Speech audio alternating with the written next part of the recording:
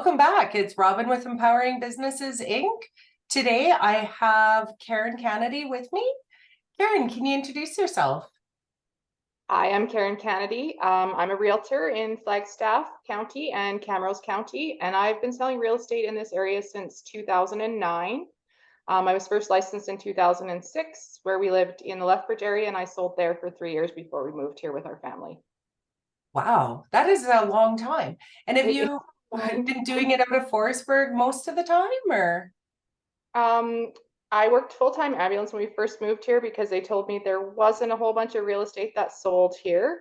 Um, so I watched the market for a year and got our 5 kids settled into school in Forestburg and decided that, well, I think I could do more than just work ambulance, and I'm going to try my real estate license here and see how things go.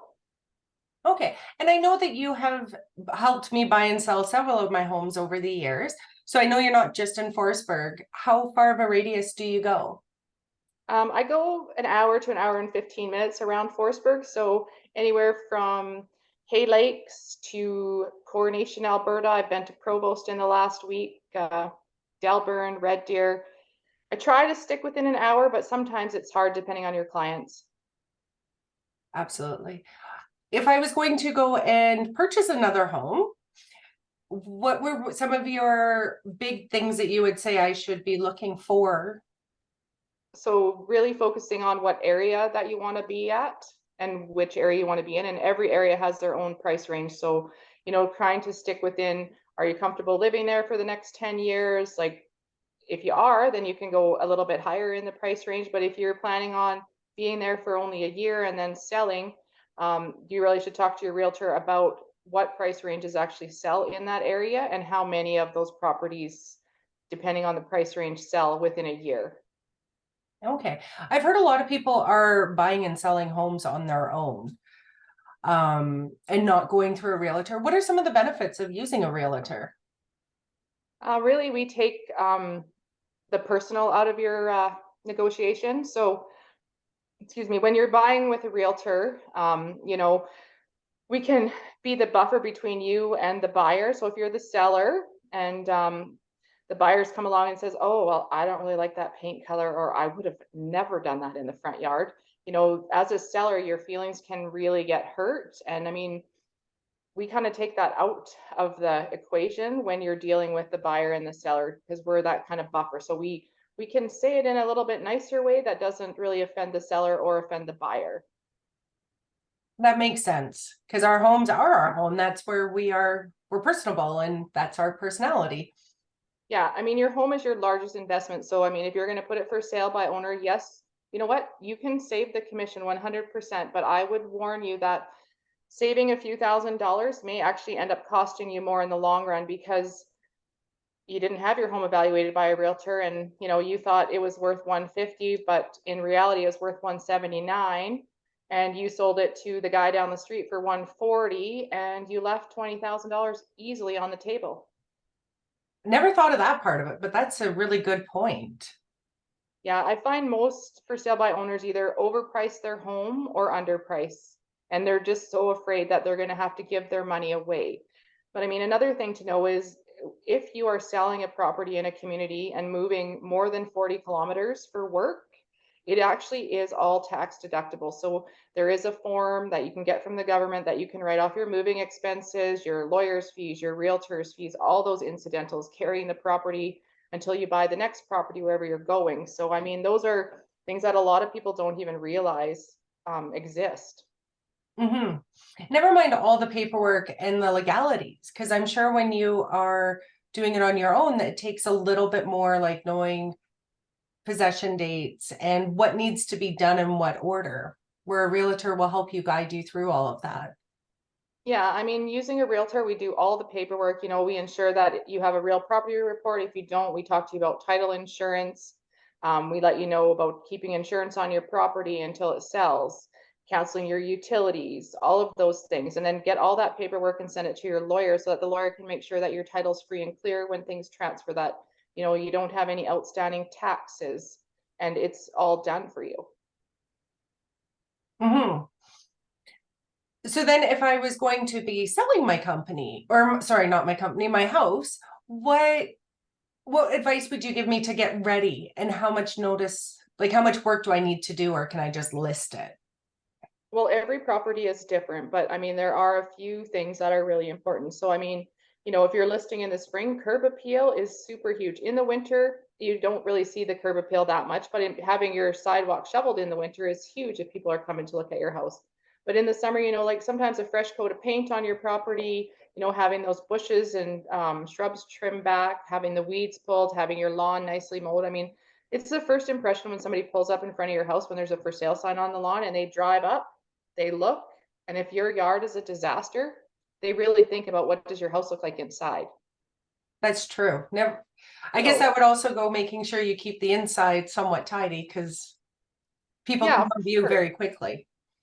A realtor can advise you on some of the things that you can do. I mean, kitchens and bathrooms are huge, but honestly, if you don't want to spend the money to do the renovations because you're selling and you're not going to get the money back out of your house, ensuring that your house is clean and decluttered is just one of the easiest things you can do, or just a fresh coat of paint. So paint is very inexpensive, but can change the dynamics of your house dramatically. So if you have lots of bright colored rooms like green and orange, or like a red wall, we usually suggest you paint it out into a neutral color because people want to feel warm and calm when they come into your house, and they don't want to have to think about, oh, I'm going to have to paint that room. So we ask that, decluttering and really taking the personal out of your home, because really it's not going to be your home anymore. That's a very good point. It's not going to be yours, so you need to stop making it yours. Yeah, and it's hard for a lot of sellers because they put their time and their pride into their home. And I mean, they're very proud of what they've done. And so sometimes, they're really happy with that paint color, but it doesn't always photograph well, and it's not appealing to most buyers. And do you find that most people now, with all having really all the apps and everything to be able to look at everything online, are you finding people are prejudging the homes before they even get to it? Yeah, we're finding that, putting a floor plan on now with our listings really helps, because then people can envision exactly where those rooms are, and they're already making a judgment based on the house when they go into it. So some photographers are really good at, making things look bigger than they are. I use a photographer and he does a pretty good job where it doesn't look like everything's bigger. And I try to tell them like you can see the flaws, because you don't want to um what is the word, dissuade the buyer, like, think that something looks great, but when you get there in reality it's nothing like it looks like in the pictures, and there are so many homes that are like that. Hmm. So then once the pictures go online, then the viewing process starts. And once you get an offer, how long do you think it normally takes before possession?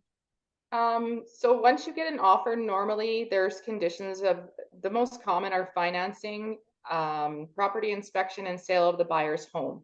So depending on those conditions, if it's just financing and inspection, the buyer's given 2 weeks, and then they can take possession 2 weeks after that as well. So pretty much you can have it wrapped up in a month. Some sellers aren't quite ready to go in 2 weeks, so lots of times it says 30 days negotiable on their listing contract. Some sellers have to have a place to go before they sell. So we have seen, subject to the seller finding suitable accommodation, is one of the newest things we see, because our inventory is so low right now everywhere that the seller needs to have a place to go before they can actually sell to the new buyer. Okay. And this would be one of the main reasons why I think you should get a realtor, because just knowing all these ins and outs, I didn't know you could put all these clauses into it. Yeah, there's lots of different clauses. And I mean, residential versus acreage versus farm versus commercial, everything is totally different. So, I mean, like when you buy an acreage property, there's so many other things you have to worry about opposed to residential. I mean, residential, you turn your tap on and the water comes out. You flush your toilet and it takes it away. On an acreage, if you turn your water on and it doesn't come on, well, then you have a problem with your well. And so, I mean, there's so many different kinds of wells. There's so many different kinds of septic systems that you really want to use a realtor that is versed in knowing what is what and has done their due diligence to find out, how those systems work. And then you want to have a home inspector really look at those things. Like, you can hire a separate well guy and a separate person to look at your septic as well as your home, so that when you purchase, you know exactly what you're getting into. And that's something you would walk a new buyer or a seller through how to do all of this? Oh, 100%. I would strongly recommend that if anyone is going to buy a house, they had a home inspection, especially if you've never owned a property, because there are things that we cannot see. I don't know anything about electrical except that sometimes if the panel doesn't have the 100 amp breaker, that's all I can say. Whereas you get a home inspector who can take it apart and tell you that, oh, it has aluminum wiring or it has copper wiring. And then if there's more, if it doesn't have the 100 amp breaker, then you can, he'll make suggestions that you hire an electrician to come have a look at it and fix those things. And so those are things that we have in our back pocket, a list of people who could come and help fix those items, because we don't know everything. Hmm. And so many industries, you are stuck, like you can only sell your product and who else have listed. Is that the same with real estate, or are you able to go ahead and show anybody's homes that are listed with a real estate agent? So the beauty of real estate in Alberta is I can show houses anywhere in Alberta listed by anybody in Alberta, whether it's a for sale by owner, if they'll let me in, whether it's listed with Remax or Coldwell Banker or Century 21. I could go to Lethbridge and I could get access to open the lock boxes there and sell real estate there. However, that being said, as a realtor, if you're a professional, I think, and you're doing the due diligence to your clients, you're working within the area that you're familiar with in a market you're familiar with. So you're not having the Edmonton realtor come down to Galahad, Alberta, and try to advise you on a market that has 1 to 3 homes sell every year.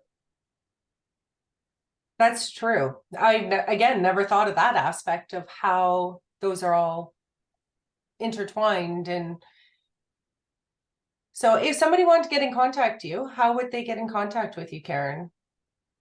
They could reach out and phone me or text me at 780-385-8795. And normally I can answer a text message faster than I can answer a phone call because I am fairly busy and I am lots of times with clients. Wonderful. Thank you so much for being a guest today. Oh, you're very welcome, Robyn. Thank you.